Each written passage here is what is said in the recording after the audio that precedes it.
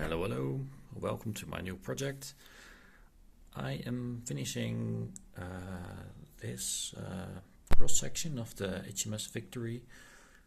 It's a kit by Corel. I bought it online, already partly finished, and the person who's making it, or who made it so far, did a pretty good job. So I'm happy with that. Basically, I can just continue gluing the thing together. I had to improvise a little bit. There were a few wooden uprights missing here, and I didn't have the right size. They're all too large. So instead I put these things on, which I think are actually Canon. But yeah, I think this will work. Probably I will paint them a little bit, but in the end that is supposed to be on top of it. Speaking of those, so this one goes where I showed you. These go to the sides, but apparently I have to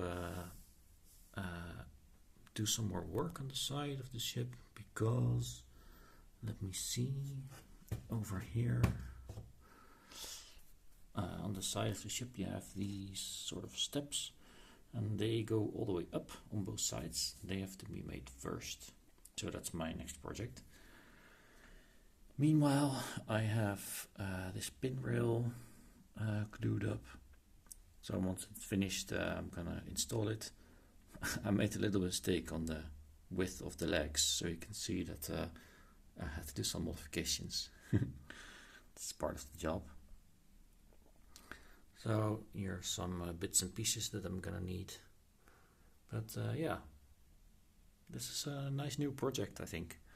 So as usual, I'll be posting regular updates here, and also uploading some pictures on the Ships of Scale forum. So yeah, that's it for episode number 1 of the H.M.S. Victory cross-section. See you next time.